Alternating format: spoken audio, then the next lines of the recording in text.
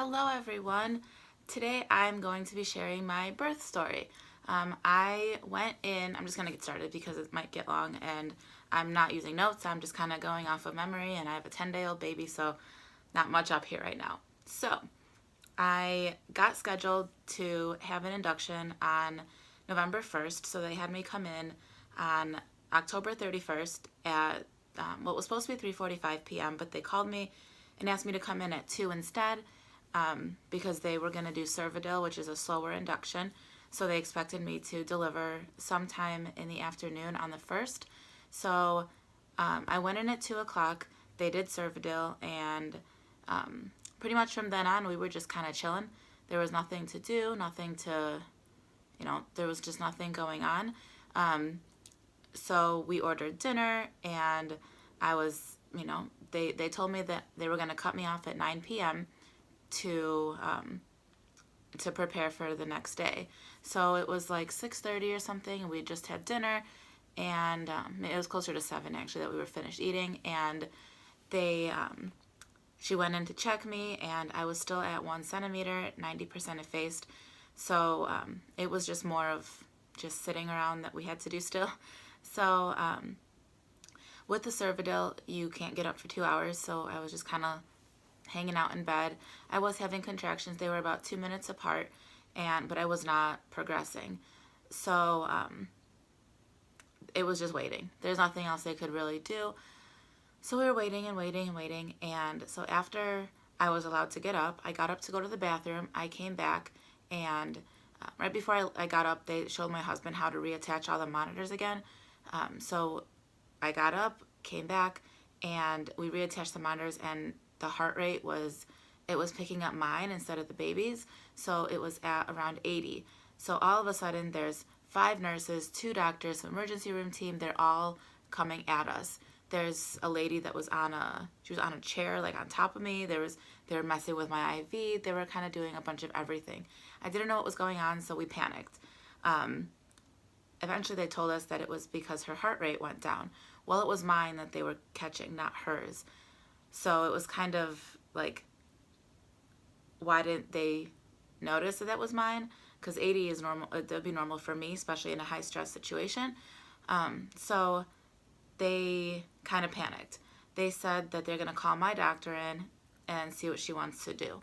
So when they called my doctor in, at this point, I was 2 centimeters, and I was having contractions. They weren't horrible, but they were noticeable. So I was like kind of on my side a little bit, and they said that her heart rate went down again a couple times. So my doctor said that this was probably like 8:30. One more time this happens, we're having a C-section. So I panic. I'm trying to be as still as possible. I'm trying not to move. I'm trying to just breathe and let the baby do her thing. So I was just kind of in a panic. I didn't know what to do. I didn't want a C-section at all. So I was just trying to be calm and, let things happen as they're supposed to. So this is probably like maybe 9:30, and doctors come in again. There's another decel. So then they call my OB back in, and she said at this point I would be more comfortable if we did a C-section now, and that she's going to be the one doing it because she was on call until I think 7 a.m. So she'd be the one doing it, and she'd be more comfortable doing it now rather than 3 or 4 a.m. when she's tired. And I was totally okay with that. I'm like, yeah, I'd rather you're the one doing the surgery. I'd rather you be the one to judge when it's time. But at the same time, I wanted to labor. I wanted to have a normal vaginal birth. I did not want a C-section. But her baby's heart rate was going down, and the nurses were panicking, which was making me panic, which is making my husband panic, and it was just a mess. The nurses did not handle themselves very well. I think they could have handled the situation better, because none of the doctors felt that it was such an emergency to have to panic, but they did. It was a new night nurse. She wasn't super experienced, so I don't want to blame her, but at the same time, it could have been handled better. So it's now like 10 o'clock, and they said, it's time right now. Doctor came back, they got me ready, they got my husband ready, and I don't do well with needles. I don't do well with OR. I don't do well with surgeries. So I was freaking out. It was very scary to, I'm the kind of person that I think it's never going to happen to me.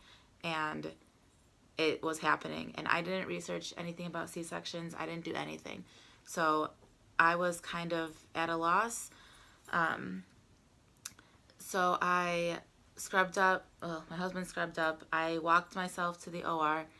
And so usually for an epidural, you have to hunch over the side of the bed. Well, I was going to have a spinal. So for that, they had me sit on the operating table, straddle the table, and then they were going to do it in my back then. So I'm sitting at the table, and it was so painful. I felt like the anesthesia. Well, first of all, I asked for like a quick second. I'm like, I need to breathe. I'm not ready. And he's like, okay, well, sit still. And then just kind of did it, and I was not ready for it. So he did the numbing shot first, which didn't hurt, but it wasn't great. And then he went in with the spinal. And let me tell you, the spinal felt like he was digging in my back with a rusty spoon. It hurt so bad. When it was done, they're like, hey, lay down. And I was like, you lay down on the little tube thing? Like, I assumed it was like an epidural. Well, turns out there's no tube. It's just a shot. I had no clue. Again, I was not educated. I didn't know anything. I didn't know what was going on. So I lay down on this thing, and they put the curtain up like right in front of me, and I needed my husband to be in there with me. So at this point, I'm laying down. They're waiting. They're just waiting for everything to kick in. They're clinging tools around, which was a horrible sound. They were just kind of doing their thing, doing whatever they had to do to prep. Then I see my husband walk in, and he's scrubbed up. He's holding his phone in his hand. And first thing in my head was, are you kidding? You can't put your phone down. Your wife's in surgery. But it turns out the nurse, before he walked in, told him to keep your phone out so he can take pictures of the baby when she's out. So he sits down, and, I'm laying basically crucified. I am laying there with my arms out. They didn't tie him down, but they were just out. I felt my legs get warm. They did the pinch test, so they just pinch you in a couple of places to see if you can feel it. I felt nothing. Nothing at all, which was fantastic. They say with a C-section you feel like tugging and pulling, but I felt literally nothing. The table was kind of moving because they were working, but I didn't feel anything. I just like felt that I was moving, but I didn't feel anything at all. So my husband walked in. I asked him, I said, hold my hand. He said, I am. Oh, okay. So with an epidural, you're just numb from the waist down. But with a spinal, it's like from the neck down. So I really didn't feel anything. So after they got everything ready, they prepped, they started, husband walked in. I told him, look at me, do not look over the curtain, look at me only. And I wasn't loopy, but I was kind of like in a daze almost, because there was nothing I could do about it. It was happening, it happened, that's it. So he came in, we're going through surgery, we're talking, we're kind of like, we're having a baby right this second.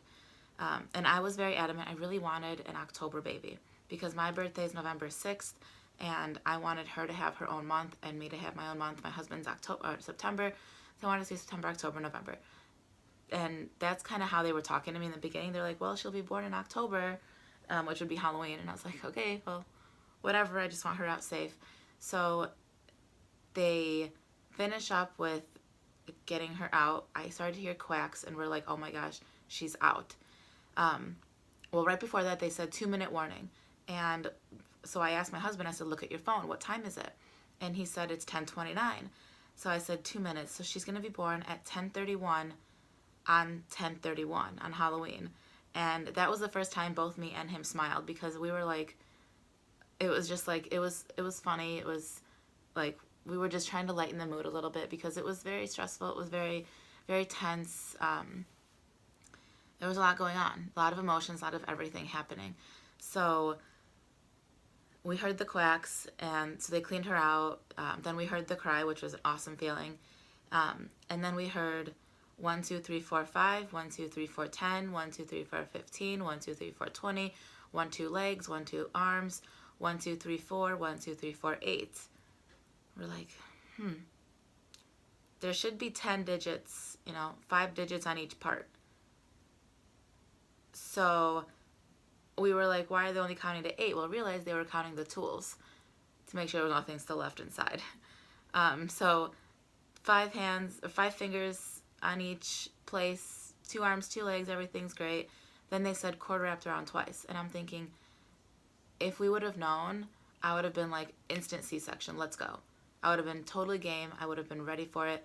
But since I didn't know, I was kind of like, well, it seems a little rushed. But quarters wrapped around her neck twice. And so I'm very grateful that we had the C-section. They asked my husband if he wanted to come cut the cord, and I was very adamant about him cutting it. But in this situation, he would have had to go to the other side of the curtain, and that was not happening because I was still like wide open. So I, you know, they did it. He stayed with me. Once they were done, they took his phone, took a picture of her. So that's the first time that we saw our daughter was in a picture.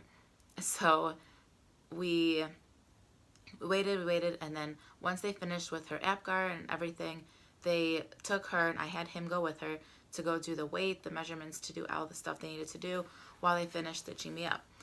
So he went with her. While they're finishing, I hear the anesthesiologist go, well, I didn't know she was on heparin, which is a 12-hour blood thinner. And the doctor was like, yeah, she's on it every 12 hours. And he was like, I can't do a spinal tap on heparin.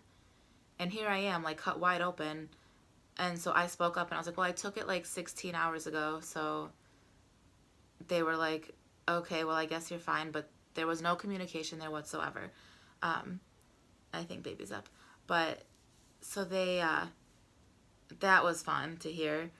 It was super fun to hear, actually, because that would have been really bad if they didn't know, and if they, like, if something would have happened. But everything's great. So they finished sewing me up. They wheeled me over to the recovery room, which was like 3 feet through a door. Then my husband came in, the baby came in, and my doula was with him at that point. She came in. They gave me the baby. My husband actually didn't hold her until, like, he wanted me to be the first person. So they gave her to me. I nursed her. Then he held her, took some pictures, and kind of went on from there. Took us to our room, and that's kind of how we started our hospital stay. We were there so that was Tuesday on Halloween, and we went home on Friday morning. First night, I got 0 sleep. Second night, I got about an hour. They did offer to take her to the nurse's station because they don't have a nursery unless they're in the NICU. So they offered to take her to the nursery because my husband wouldn't wake up to her cries, and I couldn't get up after a C-section to get her out of her bassinet and bring her to me. So I had to have a nurse come do it every time, and if she was fussy, I couldn't get up just to hold her. So they took her to the nurse's station for 2 hours so I can sleep. I slept for about 45 minutes, but ultimately I just couldn't sleep. Our room was really cool. We had 2 beds. It was like a double room, which it was too small for a double room, so if there was someone else there, that would have been really weird. But it was just us, and everything was going great. She was nursing great. The last 2 days we were there, she stopped. She was not getting enough colostrum, so my milk didn't come in until like day 6. So we were still in the hospital, and she just wasn't getting enough. So they gave us some donor breast milk, and she ate that right up. She had just under an ounce every 2 hours, and she was loving it. Then that became a problem once we came home because then she wouldn't latch on, and I'll do a video on breastfeeding after. But yeah, so baby girl is happy and healthy. Her name is Kaylee Rose, and she was born at 10:31 on Halloween 2017. She was 6 pounds 4 ounces and 20.5 inches long, and she's happy and healthy, and she's absolutely adorable, and we are in love. That is our birth story. I will upload a video on kind of our breastfeeding struggles and what we're doing now, as well as I'll bring her into a video as well. I'll probably just do it in that same video. I'll probably do an update. She's 10 days old. Really not much to update on, but I'll do that. And yeah, that's all I have today. I hope you enjoyed this video. Leave me comments below if you have any questions or anything. If you have any questions about a C-section or recovery, I'm recovering great. it hurts, but you kind of have to recover great because you're taking care of a child. So today's my husband's first day back at work, and so I am on full-time mommy duty. We brought the puppy home yesterday, so it's a little cray here today. So I am going to go see what the baby wants, which is probably to be fed. So I'll go do that, and I will see you in the next video. Thank you for watching. Bye.